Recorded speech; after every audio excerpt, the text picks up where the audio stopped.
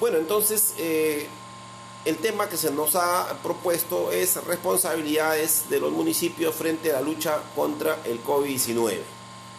Muy bien, eh, nuestra ponencia va a estar dividido en tres partes. Una primera parte vamos a hablar de la parte, valga la redundancia, la parte general. Una segunda parte tiene que ver con ya el tratamiento específico de los gobiernos locales, y por último cerraremos con el papel de los gobiernos locales en este estado de emergencia, ¿correcto? Entonces, para recapitular, vamos a desarrollar esta ponencia en tres partes. Una primera parte que son los aspectos generales, los conceptos que tienen que ver con los gobiernos locales. La segunda parte con el tratamiento de los gobiernos locales propiamente dicho, y por último vamos a cerrar la ponencia con el análisis del papel de los gobiernos locales en este estado de emergencia. Muy bien, muchas gracias a todos aquellos que se están conectando en esta primera sesión del 11º curso de especialización en gestión pública local. Quien habla es el abogado Juan Bajes Quispe, y en esta oportunidad estamos inaugurando o dando inicio a esta importante reunión académica. Muy bien, entonces la primera pregunta que tendríamos que solucionar en esta primera parte es cuáles son las categorías que están relacionadas con los gobiernos locales. O cuando hablamos de gobiernos locales, desde el punto de vista general, ¿a qué nos referimos? O a qué específicamente tenemos que conocer o tratar, ¿correcto? En ese sentido, consideramos que el concepto de gobiernos locales está vinculado a otro concepto más grande, como el poder, como el Estado, como el gobierno, como la administración pública, y otros conceptos que necesariamente necesitamos manejar para poder entender la importancia de los gobiernos locales dentro de esta situación en la cual nosotros estamos viviendo. Muy bien, entonces los gobiernos locales tienen que ver con un concepto general, tienen que ver con el poder, ¿correcto? Con el poder. ¿Qué cosa es el poder? ¿Qué se entiende por poder? Bueno, el poder en principio es una categoría estudiada, o es un fenómeno social estudiado por la ciencia política en principio, ¿correcto? La ciencia política que estudia el poder, y la ciencia política es una ciencia social, y por lo tanto el poder constituye un fenómeno o un factor o un aspecto fundamental dentro de la vida social. Y por lo tanto, al ser un factor fundamental dentro de la vida en sociedad, en la vida colectiva, entonces es importante estudiarlo. Y precisamente la ciencia que se dedica al estudio del poder es la ciencia política. En consecuencia, la ciencia política constituye pues un aspecto fundamental en nuestro conocimiento, en nuestro desarrollo científico. Muy bien. Entonces, el poder es el objeto de estudio de la ciencia política por un lado, pero por otro lado, también podemos entenderlo como la capacidad de tomar decisiones, como la capacidad de dirigir. O sea, aquel que decide, aquel que dirige es que tiene poder. Y la capacidad de decidir, la capacidad de conducir, también podemos entenderlo como la capacidad de doblegar la voluntad ajena. O sea, el que tiene poder doblega la voluntad, ¿correcto? Entonces implica la capacidad de imponerse. El que doblega la voluntad se impone, ¿correcto? Se impone. Y esta capacidad de imponerse se debe a varios factores. Varios factores. Por ejemplo, uno de esos factores es la fuerza. La fuerza constituye, ¿correcto?, un factor de poder determinante. Igual que el conocimiento constituye un factor de poder. Y la ley también constituye otro factor de poder. Entonces, los gobiernos locales necesariamente están vinculados a este concepto denominado poder, y el poder entendido como un factor fundamental dentro de la vida en sociedad. Y este poder, este fenómeno social que existe en la sociedad, es estudiado por una ciencia social llamada ciencia política. ¿correcto? Ciencia política. Muy bien, pero los gobiernos locales, pero el poder está relacionado con otro concepto fundamental, que es el Estado, ¿correcto? El Estado. Y el Estado, como históricamente ha ido desarrollando o ha ido alcanzando determinadas formas de organización, o sea, se ha ido evolucionando de acuerdo al desarrollo de la sociedad, de acuerdo al desarrollo del conocimiento, de acuerdo al desarrollo de la propia ciencia. O sea, el Estado ha ido desarrollándose en paralelo o conjuntamente con el desarrollo social. Y es por eso que del siglo XVIII, a finales del siglo XVIII en adelante, se considera y se define al Estado como una forma de organización social. Es decir, es la sociedad políticamente organizada. Y si es la sociedad políticamente organizada, el Estado también constituye la máxima expresión del poder. Lo que quiere decir que no existe otra forma de poder más grande dentro de la sociedad más allá del Estado. Y está demostrado en este estado de emergencia.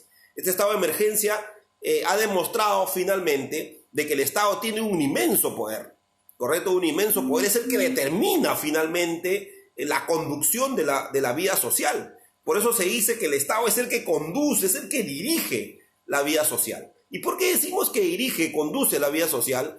Porque efectivamente es la máxima expresión del poder, ¿correcto? La máxima expresión del poder. Pero el poder y el Estado también tienen que ver con otro concepto, que es el concepto del gobierno, o del gobierno. O podemos decir que el gobierno es igual que el Estado. Obviamente que no, ¿correcto? El Estado constituye la organización, constituye la estructura, ¿correcto? Constituye la expresión del poder. En cambio, el gobierno no es otra cosa que la capacidad de dirigir el Estado, ¿correcto? De dirigir el Estado, de conducir el Estado. ¿Ya? Entonces, esta capacidad de dirigir, esta capacidad de conducir el Estado, obviamente constituye el gobierno. Pero el gobierno no solo implica esa capacidad de dirigir el Estado, sino el gobierno también implica el conjunto de personas que están facultadas legalmente para dirigir y para tomar decisiones, o sea, para dirigir el Estado, para conducir el Estado. Entonces, por un lado, podemos decir que el gobierno no es otra cosa que la capacidad de dirigir el Estado, ¿correcto? Que dirige el Estado, y esa capacidad tiene obviamente un fundamento legal y se legitima fundamentalmente por la voluntad popular o por la voluntad de los ciudadanos, ¿correcto? Y por otro lado, el gobierno también constituye el grupo de personas que dirigen precisamente la estructura del Estado, que toman decisiones dentro de la estructura del Estado. Y este grupo de personas que dirigen y conducen el aparato estatal, ¿correcto? El origen de su poder se sustenta, por un lado, por lo que establece la norma y por otro lado, por la voluntad ciudadana. Porque el poder del Estado se origina, o en todo caso el gobierno se origina como consecuencia de un proceso electoral. Y el proceso electoral se entiende que es, o en todo caso resume o expresa la voluntad de los ciudadanos a través del ejercicio de su derecho, que es el derecho de sufragio, ¿correcto? De sufragio. Entonces el gobierno no es igual que Estado y tampoco el Estado es igual que poder, ¿correcto? Que poder. Son conceptos que están vinculados, que están relacionados, pero son conceptos distintos finalmente. ¿Y cómo se accede al gobierno? ¿Cómo este grupo de personas pueden acceder al gobierno? O sea, ¿cómo pueden acceder a dirigir el Estado? Este grupo de personas puede acceder a dirigir el Estado, correcto, a través de dos vías. Una vía legal, como había señalado, que es la vía electoral, ya la vía a través del cumplimiento del conjunto de requisitos, el conjunto de procedimientos establecidos en la norma, ¿correcto? Ley orgánica de ley orgánica de elecciones, por ejemplo, en nuestro caso, ley de elecciones municipales que ordenan, que regulan los procedimientos de elección de las autoridades, tanto regionales, municipales como nacionales, ¿correcto? La vía legal para la toma del poder o para el ejercicio del poder o la conducción del Estado. Pero también hay otra vía, que es la vía violenta, ¿correcto? La vía violenta. Y la vía violenta implica, por un lado, el quebrantamiento del ordenamiento jurídico, ¿correcto? El quebrantamiento del ordenamiento jurídico, el quebrantamiento del ordenamiento constitucional. Un ejemplo de la toma del poder por la vía violenta es un golpe de Estado, ¿correcto? Un golpe de Estado. El golpe de Estado se sustenta, legitima su poder en el control de las armas, en control de la violencia, como factor fundamental para el ejercicio de la conducción del Estado y por ende la conducción de la sociedad. ¿Correcto? Entonces, por eso, doctrinariamente se entiende que existe dos vías para, en todo caso, el ejercicio del gobierno, para acceder al gobierno, que no es otra cosa que la conducción del Estado, y el Estado no es otra cosa que el poder, la máxima expresión del poder dentro de la sociedad. ¿Correcto? Dentro de la sociedad. Muy bien. Pero esos conceptos también tienen que ver con la administración pública. También tienen que ver con la administración pública. ¿Correcto? Y la administración pública no es otra cosa que una estructura, que no es otra cosa que el aparato del Estado, ¿correcto? No es otra cosa que el aparato del Estado.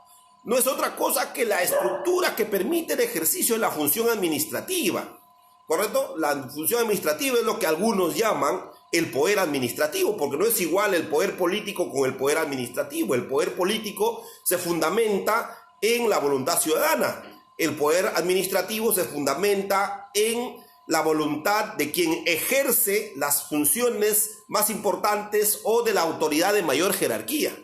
¿Correcto? Entonces, aquí hay que hacer una distinción. Entonces, la administración pública no es otra cosa que la estructura y el aparato del Estado. No puede haber Estado sin administración pública, porque el Estado en principio no se puede notar, no se puede percibir. Entonces el Estado se percibe a través de ¿qué? A través de la administración pública. Y por lo tanto, por eso constituye la columna vertebral del Estado. O sea, no puede haber Estado sin administración pública. No puede haber gobierno sin administración pública. En consecuencia, la administración constituye pues esa columna vertebral, ese aparato que permite dinamizar la vida, ¿correcto? La vida estatal. Muy bien. Pero la administración pública también se va a entender como el conjunto de actividades que se desarrollan dentro de la estructura administrativa con la finalidad de cumplir el fin del Estado, ¿correcto? Con la finalidad de cumplir el fin del Estado. ¿Y cuál es el fin del Estado? Lograr el bien común. Bueno, el concepto de bien común es un concepto muy amplio, que involucra lograr el bienestar general, por ejemplo, garantizar la seguridad interna y externa, garantizar la protección de los derechos fundamentales de las personas, de los ciudadanos. En consecuencia, constituye pues un factor fundamental la existencia de una administración, pues que pues, a través de ella se va a lograr los fines o la finalidad del Estado. Pero también la administración pública se va a entender como el conjunto de personas, ¿correcto? El conjunto de personas que van a dinamizar esta estructura, que van a hacer posible que este aparato administrativo funcione, ¿correcto? Funcione. Y ese conjunto de personas, cada uno cumple una función determinada. Por un lado vamos a tener a los funcionarios o las autoridades políticas, y por otro lado vamos a tener a los servidores o trabajadores. ¿Correcto? Y cada uno de ellos va a cumplir un papel fundamental, que no es, en todo caso, materia de discusión en este caso, pero es como una cuestión referencial. Muy bien, entonces, al tener claro qué cosa es el poder, qué cosa es el gobierno, qué cosa es el Estado y qué cosa es la administración pública, ahora aterrizamos sobre el caso peruano. ¿Qué cosa es el Estado peruano? El Estado peruano, como hemos señalado, según si nosotros vamos al mandato constitucional, vamos a encontrar que el Estado peruano es una forma de organización social, ¿correcto? Es una forma de organización social. Es la máxima expresión de poder dentro de la sociedad peruana, ¿correcto? Por lo tanto, si es la máxima expresión del poder, el Estado es el que controla finalmente controla el poder político. Y al controlar el poder político dirige la sociedad. Y es el que toma las más importantes decisiones. Y una de esa expresión de las decisiones y el poder adoptado que tiene el Estado, por mandato constitucional, es precisamente el estado de emergencia que se ha decretado y que hoy, nos guste o no, se han ampliado los plazos, en todo caso, de este estado de emergencia. Muy bien, entonces el Estado peruano forma parte, pues, de esos conceptos que nosotros hemos analizado. Pero es importante precisar de que el Estado peruano, su organización se sustenta sobre principios. Por ejemplo, el principio de separación de poderes, por ejemplo, el principio de distribución de funciones, el principio de especialización y autonomía en los órganos del Estado. ¿Y cuáles son los órganos del Estado? El Parlamento, el Poder Ejecutivo, el Poder Judicial, cada uno de ellos son órganos especializados y también gozan de autonomía e independencia, y los organismos autónomos. Los organismos autónomos, por ejemplo, el Jurado Nacional de Elecciones, el Tribunal Constitucional, la Contraloría General de la República, la Superintendencia de Banca y Seguros, el Tribunal Constitucional, la Defensoría del Pueblo, en fin, cada uno de estos organismos gozan de autonomía. Es decir, están reguladas por normas orgánicas o leyes orgánicas específicas que determinan finalmente sus funciones y competencias. Pero estos organismos gozan de autonomía porque el presidente de la República o el Poder Ejecutivo no puede intervenir directamente, ¿correcto? O sea, no están subordinados al Poder Ejecutivo, sino más bien gozan de autonomía, ¿correcto? Existe una relación horizontal entre Ejecutivo y órganos autónomos, como también lo existe con el Parlamento o lo existe con el Poder Judicial, ¿correcto? Están en ese mismo nivel. Pero además del principio de especialización, autonomía de los órganos y organismos del Estado, también se sustenta sobre el principio de descentralización o el principio de desconcentración. El principio de desconcentración es fundamental porque si bien el Estado, el modelo de Estado que tiene el Perú es un Estado unitario, ¿correcto? Sin embargo, esta estructura única establece en los niveles intermedios también niveles de decisión o estructuras intermedias, pero dependen del Ejecutivo, ¿correcto? Dependen del Ejecutivo, o sea, desconcentra su capacidad de decisión, pero esa desconcentración, esa capacidad que le otorga a determinadas instituciones, no es que estas instituciones lo desarrollen con independencia, sino que siguen dependiendo del Ejecutivo, o sea, desconcentra las funciones, sus competencias, pero este organismo que va a ejercer esas competencias sigue dependiendo del centro de poder. En cambio, la descentralización no. En el principio de descentralización, los órganos intermedios, ¿correcto?, gozan de autonomía. ¿Correcto? Gozan de autonomía. Por eso vamos a encontrar de que los gobiernos regionales y los gobiernos locales gozan de autonomía política y gozan de autonomía administrativa y económica. Entonces, esta autonomía, si bien se le reconoce o se establece determinados aspectos, finalmente esto se sustenta sobre el principio de descentralización, ¿correcto? Descentralización, que es sumamente importante. Y decimos esto porque este criterio de descentralización va a alcanzar una máxima expresión, por lo menos en nuestra vida política, en la Constitución de 1979. Y posteriormente va a ser incorporado a la Constitución del 93 como producto de una reforma constitucional. Pero finalmente, hoy día el Estado peruano se sustenta sobre el principio de descentralización. Muy bien, bajo esos términos, ¿qué entendemos por descentralización? Porque la descentralización es sumamente importante, ¿correcto? La descentralización es sumamente importante y tiene que ver con el concepto de los gobiernos locales, como he señalado inicialmente, ¿correcto? Tiene que ver con lo que estamos tratando.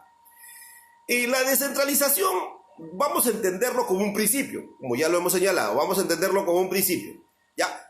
Pero también lo vamos a entender como un proceso,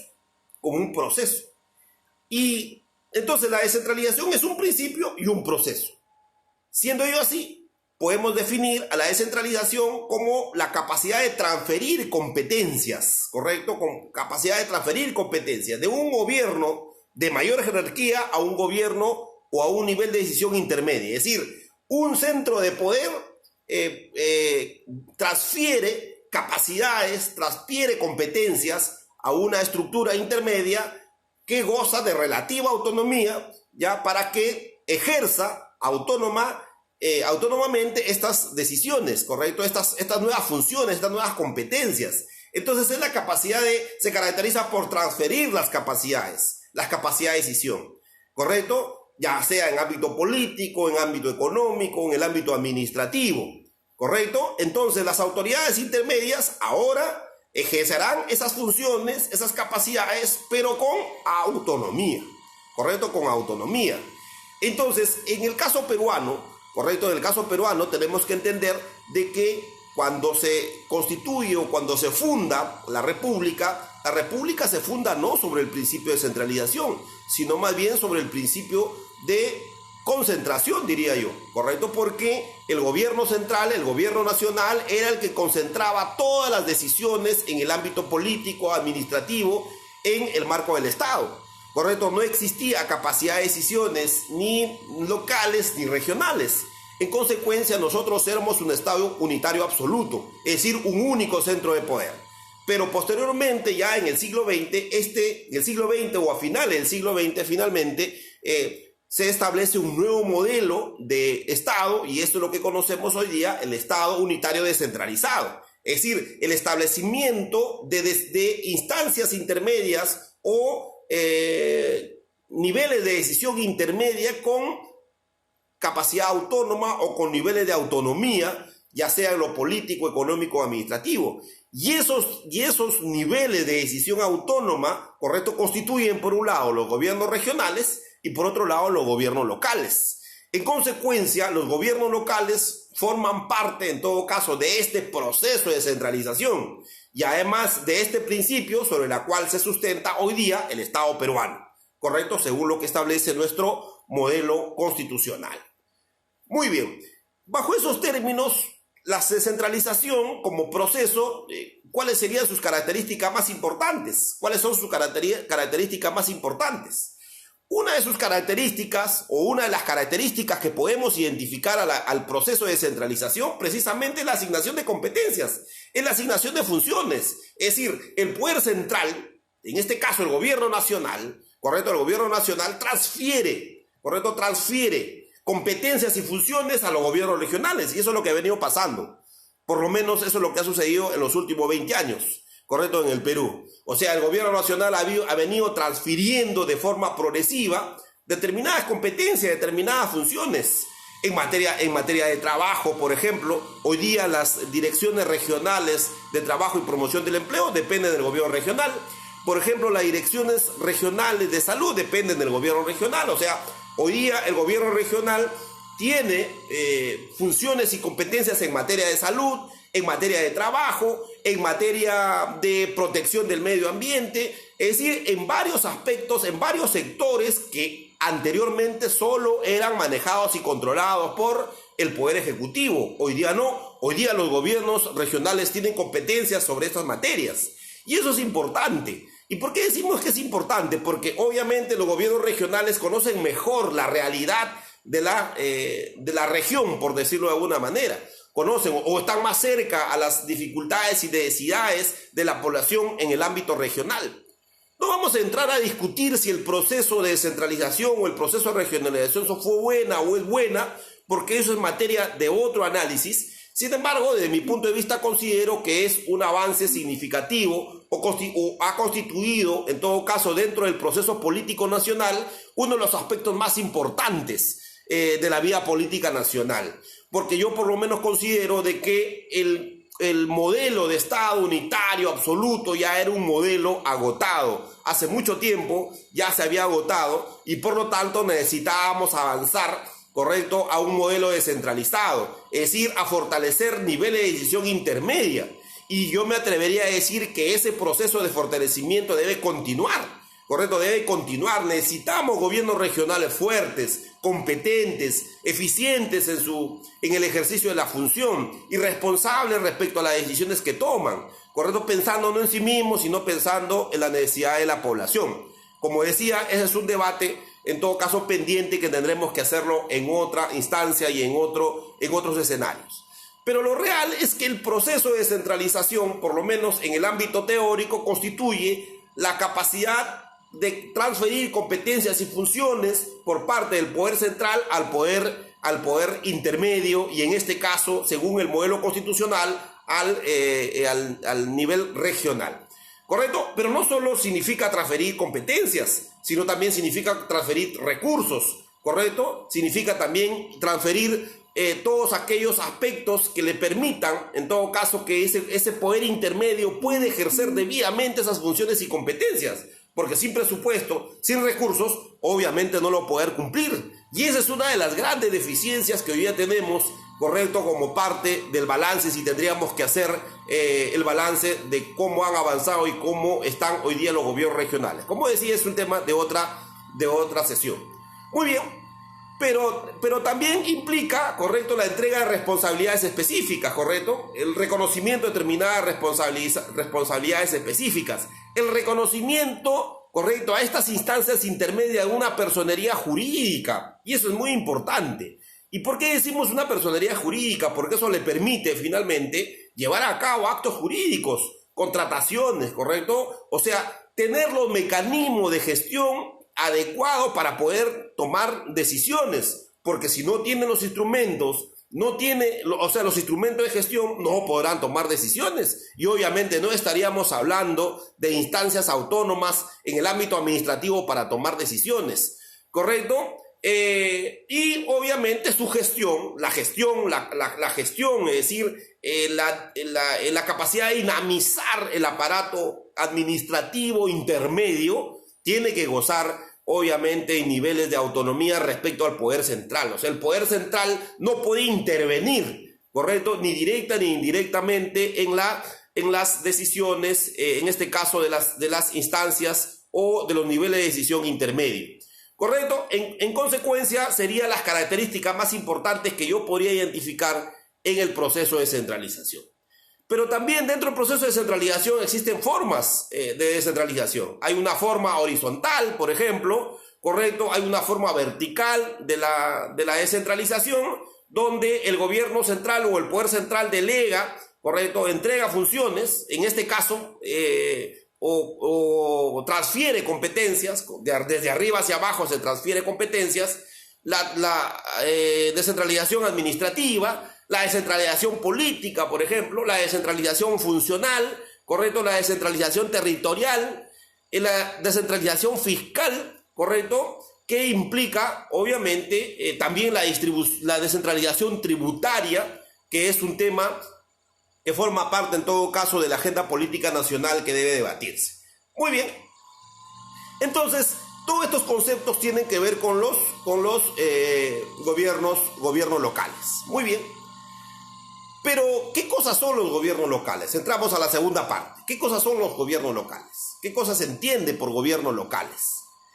Los gobiernos locales, en principio, tienen que ver, correcto, con el ejercicio del poder político local. Ya entramos fundamentalmente a desarrollar lo que tiene que ver con los gobiernos locales, nuestro tema en específico. ¿Qué cosas son los gobiernos locales? Los gobiernos locales, ¿qué cosa es? Es la capacidad de ejercer, o sea, el gobierno local no es otra cosa que el ejercicio del poder político local, ¿correcto? El ejercicio del poder político local. Pero el gobierno local también significa el municipio, ¿correcto? Tiene que ver con el municipio, y el municipio es toda la comunidad, ¿correcto? Toda la comunidad. El concepto de municipio es un concepto muy antiguo que viene incluso de la época romana. Y el municipio se entendía como la comunidad, o sea, el conjunto de personas que habitaban una comunidad o que se encontraban dentro de una comunidad. Entonces, el municipio por un lado es la comunidad, pero por otro lado es el ejercicio del poder, ¿correcto? El ejercicio del poder local, es el ejercicio del gobierno local. Y si es el ejercicio del gobierno local, entonces, ¿quién dirige la comunidad? ¿Quién conduce la comunidad? El municipio, porque el municipio, el gobierno local, porque el gobierno local no es otra cosa que la capacidad de dirigir la estructura administrativa local y dirigir la comunidad, ¿correcto? Entonces, ese es el gobierno local, por eso era importante hacer referencia a los conceptos que inicialmente habíamos señalado. Pero también el municipio constituye, en el caso nuestro, ¿correcto? En el caso nuestro, según mandato constitucional, en la base de la estructura del Estado peruano. O sea, el Estado peruano, ¿correcto?, se sustenta o mejor dicho, pone como fundamento, o sea, el primer nivel de decisión, por decirlo de alguna manera, o el nivel básico de decisión, son precisamente los gobiernos locales. Por eso ahí radica la importancia. Por eso es importante el gobierno local. ¿Por qué es importante el gobierno local? Porque constituye la base, la estructura del Estado peruano. ¿Correcto? Es la base. Si tú sacas el gobierno local, obviamente el Estado peruano se queda sin estructura. ¿Correcto? Se queda sin estructura, o por lo menos las estructuras tendrían se resquebrajarían de alguna manera. Pero también el gobierno local es el aparato administrativo y político, ¿correcto?, que permite y que hace posible los servicios ciudadanos, ¿correcto?, los servicios básicos ciudadanos, ¿ya? Pero también podemos decir que el gobierno local, ¿correcto?, constituye, obviamente, el órgano o la estructura que dirige y resuelve los problemas que tiene la comunidad, que tiene la localidad. O sea, ¿quién es el responsable? ¿Quién es el que está llamado a canalizar las expectativas y resolver los problemas que tiene la localidad?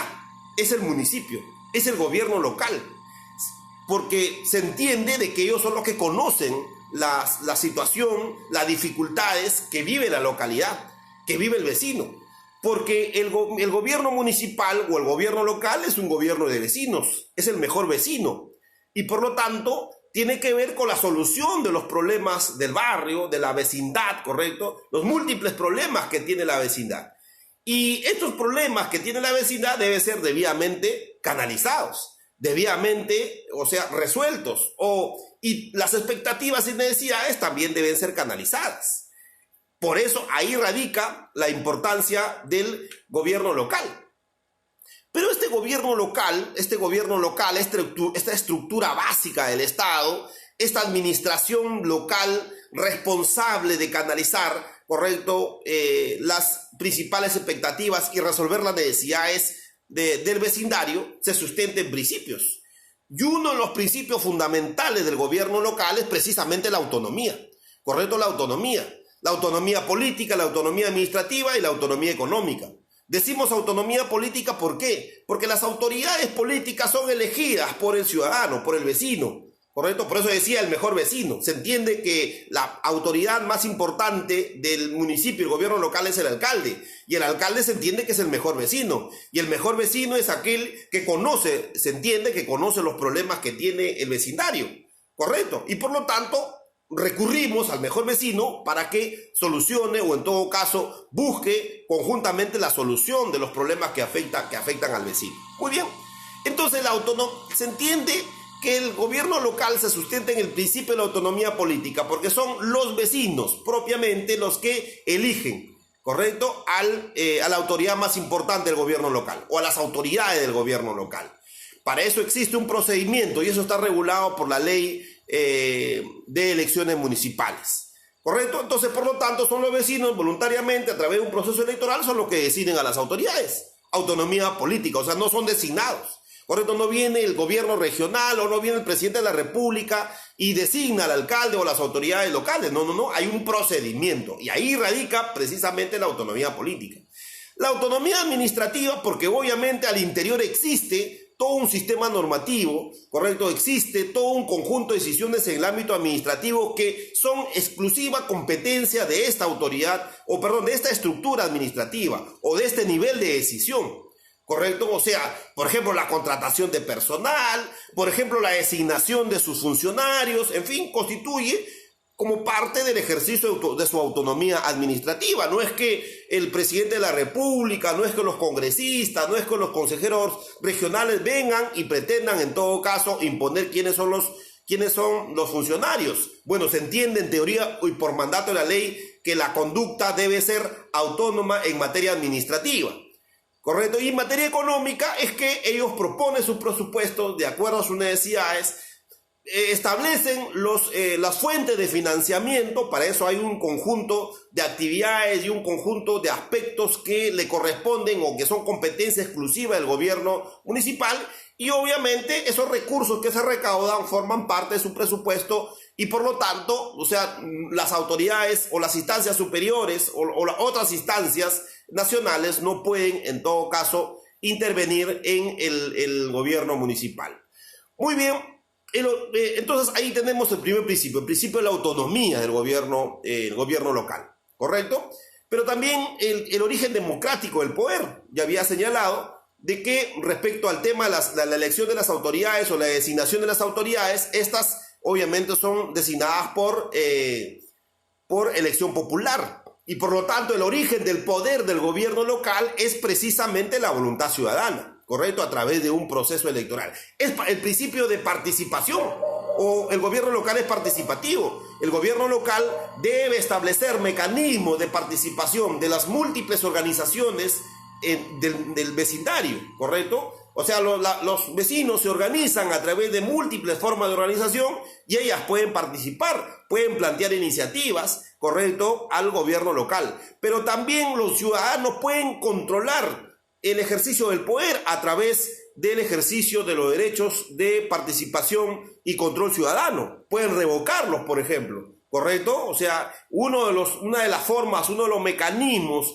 que los ciudadanos pueden utilizar para controlar el ejercicio del poder de las autoridades locales es precisamente la revocatoria, ¿correcto? La remoción de autoridades, la rendición de cuentas, por ejemplo, constituyen mecanismos de control ciudadano, pero también existe mecanismo de participación ciudadana a través de la iniciativa de la promulgación de normas municipales, como por ejemplo ordenanzas municipales. O sea, los ciudadanos, los vecinos pueden organizarse y pueden plantear, ¿correcto?, iniciativas de ordenanza municipal de acuerdo a sus necesidades, de acuerdo a sus expectativas y de acuerdo en todo caso a la necesidad de resolver los problemas que afectan al vecindario. Entonces tienen iniciativas y pueden proponer, ¿correcto?, cabildos abiertos, por ejemplo. En fin, es decir, uno de los principios que regulan la vida o el gobierno local es precisamente el principio de participación o el principio de participativo,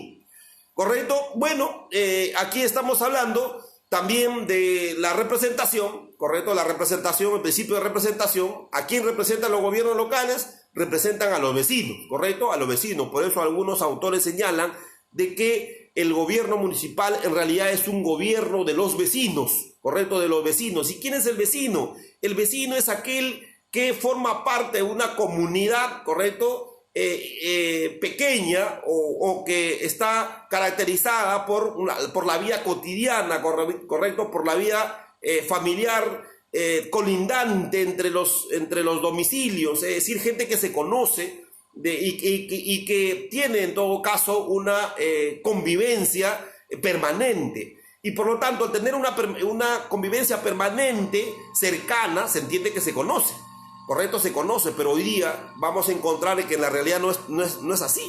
O sea, hoy día, por ejemplo, vamos a encontrar en Lima en particular, de que muchos vecinos que se conocen, que viven al costado, no se conocen, o sea, no se reconocen. Y eso tiene que ver con un problema de la seguridad. Porque, ojo, la seguridad solo puede enfrentarse si es que el entorno, ¿correcto?, más cercano se conoce. Y el entorno más cercano, ¿quién es?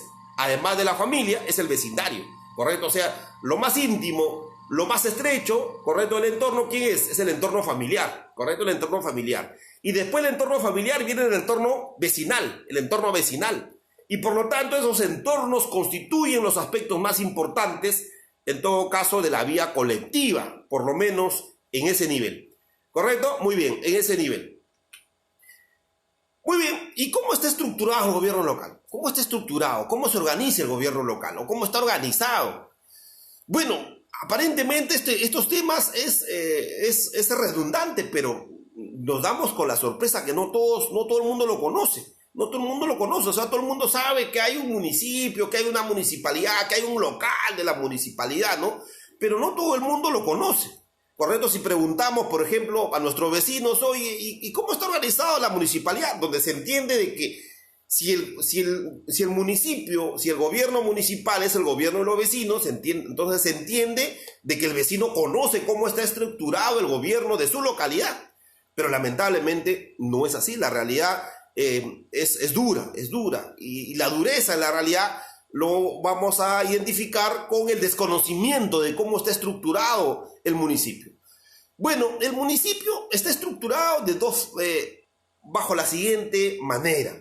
Por un lado tiene los órganos de gobierno, ¿correcto? Los órganos de gobierno, y cuando hablamos de órganos de gobierno nos estamos refiriendo a aquellos que tienen la capacidad de dirigir y tomar las más importantes decisiones. O sea, quien dirige, quien conduce y quien toma las más importantes decisiones son los órganos de gobierno, ¿correcto? Órganos de gobierno. Y el origen de estos órganos de gobierno, o sea, de los que integran estos órganos de gobierno, es de origen ciudadano, es decir, representa o expresa la voluntad ciudadana. Son los ciudadanos quienes eligen a los miembros de estos órganos de gobierno. ¿Y quiénes son estos órganos? ¿Y cuáles son estos órganos de gobierno?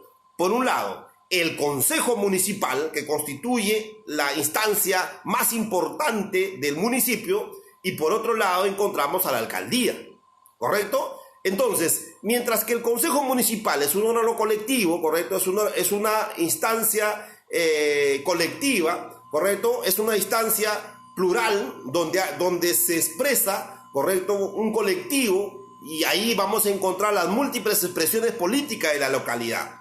Por eso que el Consejo Municipal, ya al ser una instancia, ¿correcto?, colectiva, hay varias opiniones, porque representan a varias expectativas dentro de la localidad, ¿correcto? Por eso vamos a encontrar mayorías y minorías. Entonces el Consejo Municipal está constituido desde el punto de vista político por representaciones mayoritarias y por una representación minoritaria, ¿correcto? ¿Por qué? Porque es un órgano colectivo, es algo así como un parlamento, ¿correcto? Como un parlamento local, ahí los miembros debaten, discuten, ¿correcto? Intercambian opiniones y desarrollan sus acuerdos por mayorías y por minorías, ¿correcto? Por mayorías y por minorías. Muy bien.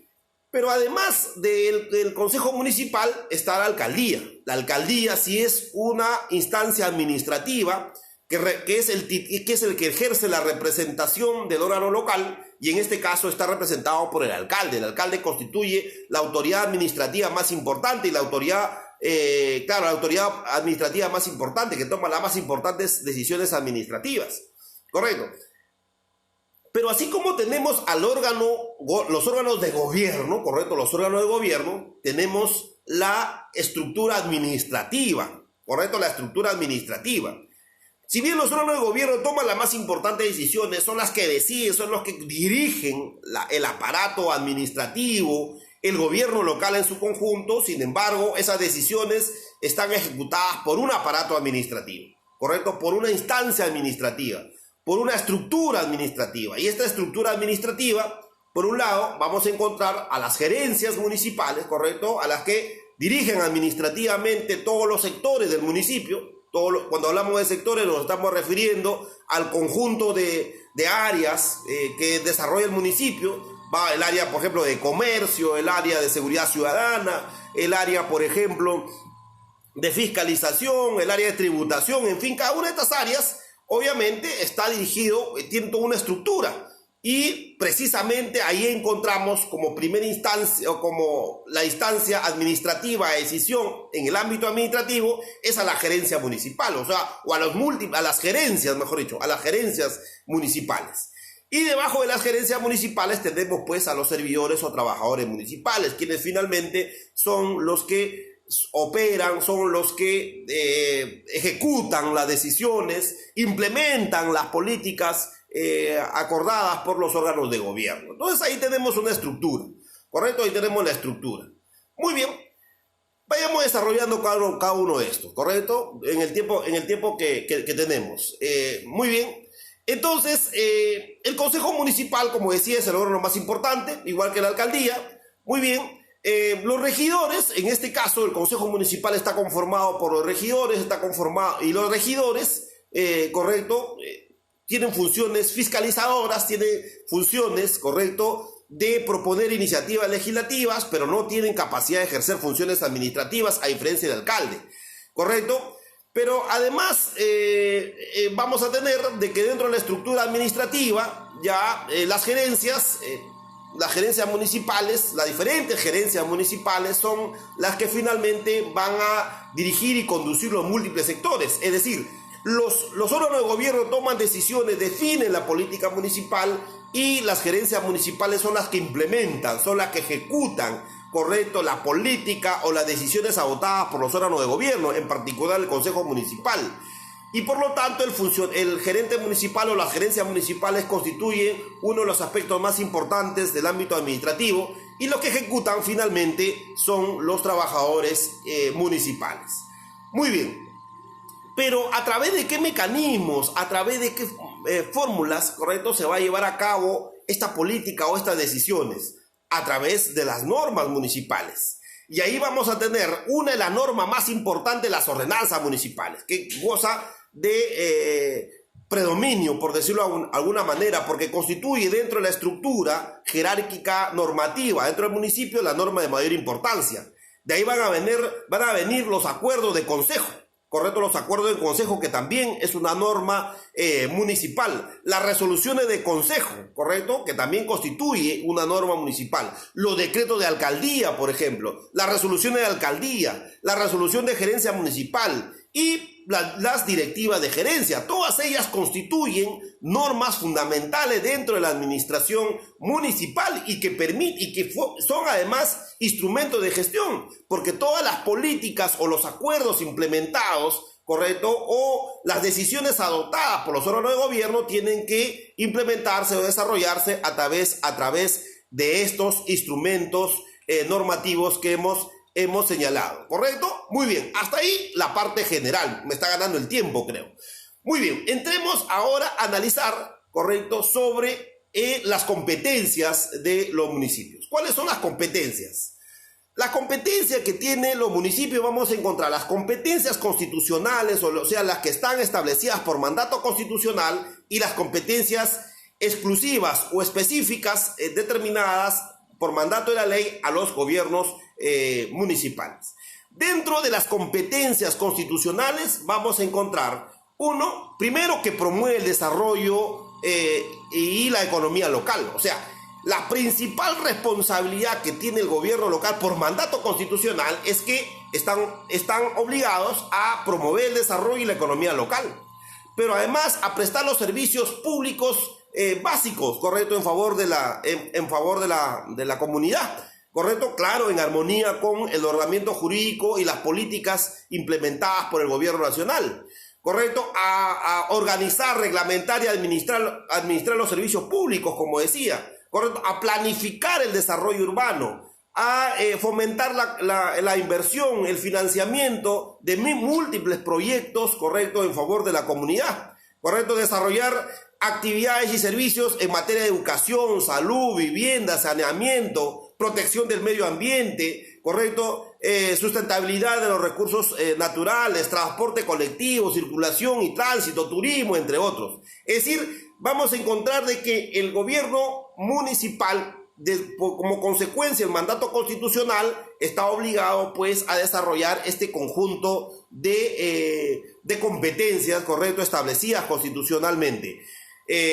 Pero también vamos a tener competencias específicas. Y cuando hablamos de competencias específicas es que por mandato de la ley solo le corresponde a los municipios, ¿correcto? Solo le corresponde a los municipios. En este caso vamos a encontrar que los municipios tienen competencia para organizar el espacio físico y el uso de los suelos, por ejemplo, el saneamiento y salubridad y salud pública en materia local, es decir, en la localidad, el tránsito, el transporte público, la educación, la cultura, el deporte, la recreación, correcto, el abastecimiento y comercialización de productos, los programas sociales, por ejemplo, la promoción de los derechos, la seguridad ciudadana, correcto, y la promoción del desarrollo local. Todos ellos constituyen aspectos fundamentales y específicos al gobierno local, reconocidos por mandato de la ley. Muy bien. Entonces, todas estas funciones, estas competencias le corresponde al gobierno local. Muy bien. Entonces, todas estas competencias, ¿qué ha pasado en la época de emergencia? ¿Qué ha pasado en el estado de emergencia? ¿Han sido asumidas? ¿No han sido asumidas? Bueno, en principio tenemos que entender que el estado de emergencia es el resultado de... Y hay dos situaciones. Por un lado, el estado de emergencia sanitaria, y por otro lado, el estado de emergencia nacional, que son dos conceptos distintos. El estado de emergencia sanitaria fue establecido a través del decreto Supremo 08-2020, que establece el estado de emergencia sanitaria, y esto producto correcto, de la propagación de una enfermedad que nosotros todos lo conocemos ya, que es el COVID-19, correcto, el COVID-19 reconocido como una pandemia mundial, correcto. Entonces, el estado de emergencia es una respuesta, tanto el estado de emergencia sanitaria como el estado de emergencia nacional es una respuesta a la propagación de una enfermedad llamada COVID-19, correcto. ¿Y cuál es la diferencia entre el estado de emergencia sanitaria y el estado de emergencia nacional? El estado de emergencia sanitaria, obviamente, fue declarado anteriormente, lo que quiere decir de que el estado de emergencia, el decreto de urgencias, el decreto supremo 08-2020 establecía primero que en todo caso debía establecerse una declaración de buena salud, es decir, todos aquellos que venían del extranjero tenían que declarar que estaban en buen estado de salud. Y aquellos que tenían problemas, especialmente de algunos países, correcto, tenían que estar sometidos a un aislamiento domiciliario. Y además tenían que reportar determinados síntomas, correcto, si existían. Y establecerse, si al existir, obviamente tenían que tener conocimiento las autoridades competentes. Pero además lo más importante es que se establecen los protocolos de bioseguridad. Es decir, las instituciones públicas y privadas estaban obligadas a establecer una política, un conjunto de protocolos de bioseguridad. Y entre esas instituciones eran los municipios. O sea, los municipios tenían responsabilidad de establecer los protocolos de bioseguridad a partir de la declaración del estado de emergencia sanitaria, correcto, que va a ser más o menos el 11 de marzo en adelante. Muy bien. En cambio, el estado de emergencia nacional, correcto, el estado de emergencia nacional que implica la cuarentena, correcto, que implica la cuarentena, es decir, se establece una política de aislamiento ciudadano, es decir, los vecinos de la localidad se aíslan en sus domicilios, van a ser, ¿cómo se llama?, confinados a sus domicilios, y esta confinación tenía un objetivo, tenía una finalidad. ¿Cuál era? Evitar, obviamente, la propagación, evitar la propagación de esta enfermedad, es decir, reducir los niveles de propagación. Bueno, algunos señalan de que si no se hubiese declarado, correcto, este estado de emergencia, hoy día estuviéramos bordeando casi el 1.000.000 de infectados. Todos sabemos que hoy día estamos superando los 100.000 infectados y hemos superado los 3.000 muertos. Bueno, tendríamos que evaluar si esta decisión de confinamiento en realidad ha sido efectiva o no ha sido efectiva, que es otra evaluación en otro escenario, en otro espacio. Pero se tomó la decisión del aislamiento, de la cuarentena, a través del estado de emergencia nacional emitido por el decreto supremo 044-2020, ¿correcto? Ahí se suspenden los derechos, en principio que suspenden los derechos, la libertad, la seguridad personal, la inviolabilidad del domicilio, la libertad de reunión y tránsito. Todos esos derechos fundamentales se suspenden. Y se clasifican los servicios, los bienes y servicios en los esenciales y no esenciales. Los esenciales tienen que ver con alimentación, ¿correcto? Alimentación, tiene que ver medicinas, tiene que ver con la comercialización de productos de primera necesidad, tiene que ver con productos farmacéuticos, tiene que ver con los servicios médicos, correcto, tiene que ver con la energía, con el combustible, con las telecomunicaciones, con la limpieza, que es muy importante, con la limpieza, con la seguridad ciudadana, con los servicios financieros. Todos ellos constituyen servicios esenciales. Y todos aquellos que no estaban dentro de la relación de servicios esenciales, se entiende que ya no eran servicios no esenciales y por lo tanto se suspendían. Entonces, el estado de emergencia, dos escenarios. Un escenario, actividades esenciales en funcionamiento, correcto, en pleno desarrollo, y actividades no esenciales, correcto, suspendidas. Y por lo tanto, un amplio sector de la población está hoy día paralizada, correcto, paralizada. O sea, la vía económica del 100% se redujo, correcto, al 40 o al 30%. Y esa es la situación que hoy día estamos. Y en ese escenario, correcto, ¿cuál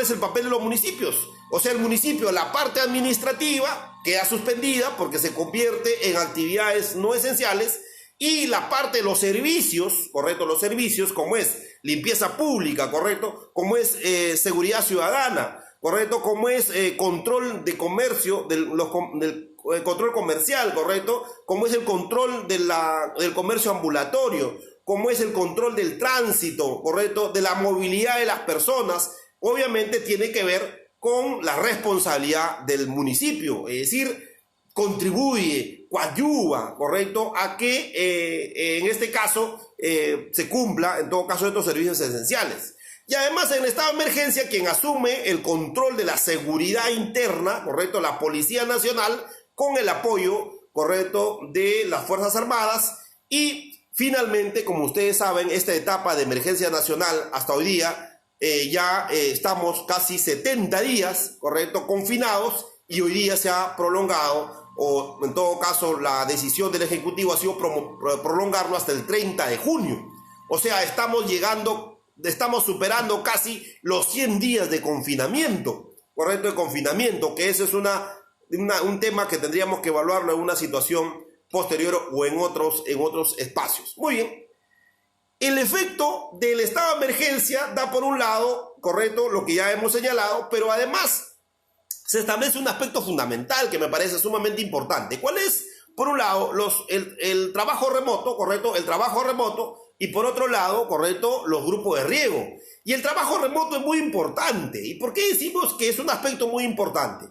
Porque si bien el ámbito administrativo de la estructura municipal no funciona, pero la norma señala es que puede establecerse este trabajo a través de la actividad remota, o sea, las actividades laborales remotas, que seguro va a ser desarrollado más adelante en este curso, pero podían desarrollar, ¿correcto? En el caso, por ejemplo, de los consejos municipales, pueden llevar a cabo sus sesiones de forma remota, ¿correcto? De forma remota. Ya está claramente establecido que los acuerdos a través de las sesiones virtuales del Consejo gozan de legalidad, ¿correcto? Las ordenanzas o las resoluciones establecidas o las normas emitidas por los órganos competentes de la estructura municipal gozan de legalidad porque estas pueden ser aprobadas, pueden ser emitidas de forma virtual. En consecuencia, entramos al mundo de lo virtual, ¿correcto? Y el gobierno municipal no es ajeno a las decisiones o a la actividad en el ámbito de sus competencias, pero ya no del punto de vista presencial, sino del punto de vista virtual. Lo que quiere decir que los consejos municipales muy bien pueden instalarse, muy bien pueden establecer sus acuerdos, muy bien pueden en todo caso seguir en sus funciones. No hay justificación para que el alcalde, para que los regidores, correcto, no participen en los consejos municipales. Y si esto no está regulado, la norma señala de que debe implementarse o debe incorporarse, correcto, las modificaciones a las normas administrativas o a las normas municipales que rigen en todo caso la vía municipal. Por otro lado, es el grupo de riego, y aquí es muy importante. El grupo de riego, si bien esto ha sido modificado, correcto, primero se estableció un determinado conjunto de criterios, correcto, y posteriormente estos criterios han sido modificados. Sin embargo, creo que el criterio de establecer grupo de riesgo, es decir, hoy día las personas mayores de 65 años y aquellos que tienen algunos factores clínicos específicos establecidos por la norma, obviamente ellos pueden desarrollar sus actividades de forma remota. Y si no pueden desarrollar sus actividades de forma remota, tienen que darle licencia con goce de haber. Y en el caso de las actividades administrativas municipales, creo que hay aspectos que sí podía llevarse a cabo de forma remota. Y dentro de este escenario, ¿cuál es la política, correcto? ¿Cuál es la política implementada a partir de los gobiernos locales? O sea, ¿cuáles son las responsabilidades de los gobiernos locales? Una de las responsabilidades de los gobiernos locales es precisamente evitar las aglomeraciones. Efectivamente, el decreto Supremo 08 establecía que uno de los medios de contagio más importantes es las aglomeraciones. Entonces, las municipalidades en el ámbito local, una de las principales responsabilidades es evitar las aglomeraciones, ¿correcto? Evitar las aglomeraciones. Y ello implica sensibilizar a los vecinos, capacitar a los vecinos, orientar a los vecinos, obviamente de no promover reuniones colectivas, de no promover, correcto, aglomeraciones, no promover actividades, correcto, que tengan estas características. y si existiera, obviamente con la colaboración y la participación directa de la Policía Nacional, tiene que evitarse estas aglomeraciones. Entonces es una responsabilidad del municipio. Otra responsabilidad es la política de salubridad, o sea, fortalecer la política de salubridad. O sea, ¿qué significa eso? De que deben verificar, correcto, si los establecimientos comerciales, como por ejemplo los mercados, correcto, contribuyen o no a la propagación del coronavirus, correcto, de esta enfermedad. Entonces, por lo tanto, los municipios están obligados a fortalecer su política de lucha contra el coronavirus a través de una adecuada política de salubridad, ¿correcto? Especialmente en los establecimientos comerciales, en las viviendas, ¿correcto? Y en todos aquellos espacios, ¿correcto?, donde hay participación de público, ¿correcto? Coordinar y fiscalizar, ¿correcto?, con la autoridad de salud para implementar estas políticas de fiscalización, ¿correcto?, en el marco de las normas que regulan el estado de emergencia sanitaria, para evitar, ¿correcto?, los riesgos y el número de contagios dentro del vecindario, ¿correcto? La protección al adulto mayor es un aspecto fundamental. Está demostrado de que las personas que son afectadas por esta enfermedad fundamentalmente son los adultos mayores, y los adultos mayores forman parte de la política, correcto, de los gobiernos municipales, y en este caso obviamente su responsabilidad es protegerlos, y para eso deben coordinar con el Ministerio de Inclusión Social, ¿correcto? Como hemos visto, o sea, el Ministerio de Inclusión Social, que es la instancia nacional, ¿correcto?, responsable del desarrollo de los programas sociales, ¿correcto? Y uno de los aspectos de protección es precisamente al adulto mayor, ¿correcto? Al tratamiento de los residuos sólidos, ¿correcto?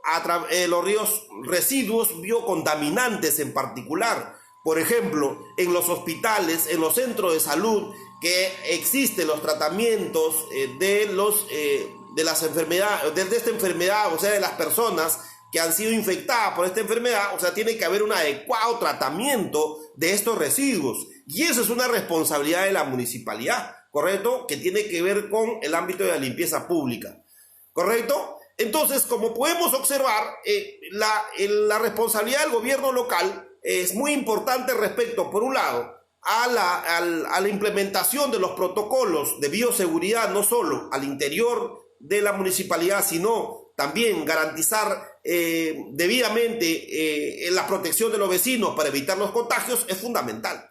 Sin embargo, vamos a encontrar de que después de 70 días, obviamente uno de los centros de contagio más importantes son los mercados. Correcto, son los mercados, no solo en Lima, sino en provincias, son los centros de aglutinamiento, correcto, de aglutinamiento de personas. Y ahí precisamente es donde encontramos el mayor número de dificultades. ¿Producto de qué? De que no hay una adecuada política de salubridad al interior de los mercados. Entonces, aquí tenemos que señalar de que lamentablemente esta es una responsabilidad y esta es una competencia del municipio. Es una responsabilidad del municipio. Entonces, si es que en los mercados como centro de aglutinamiento encontramos el mayor nivel de contagios, evidentemente la conclusión ¿cuál es? De que el gobierno local no está cumpliendo debidamente su responsabilidad o no ha cumplido debidamente su responsabilidad. Este estado de emergencia ha puesto de manifiesto en realidad las profundas debilidades y limitaciones del gobierno local, ¿correcto? Limitaciones, por un lado, porque no han ejercido debidamente sus competencias.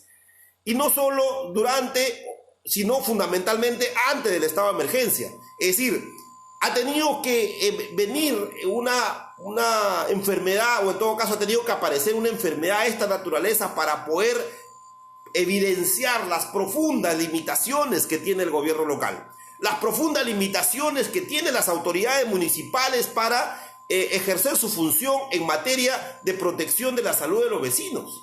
Entonces eso en realidad constituye un aspecto que nos debe llamar a la reflexión, pero eso tampoco nos puede llevar a la conclusión siguiente, nos puede llevar a la conclusión de que los gobiernos locales obviamente no son útiles o no son importantes. Al inicio de mi exposición señalé de que los gobiernos locales constituyen la base de la estructura, la base de la organización del Estado peruano. En consecuencia, lo que corresponde no es debilitarlos, sino más bien lo que corresponde es fortalecerlos, corrigiendo los errores, ¿correcto? Permitiendo de que las autoridades puedan reorientar sus políticas implementadas actualmente, ¿correcto? Y eso es fundamental, porque de lo contrario vamos a seguir teniendo gobiernos locales totalmente debilitados, gobiernos locales en todo caso disminuidos, y eso es lo que no queremos, ¿correcto? Para concluir, lo que yo tendría que señalar en principio como conclusión es lo siguiente. Primero, que el gobierno local es fundamental, ¿correcto? Es fundamental. Y al ser fundamental, lo que corresponde es fortalecerlo.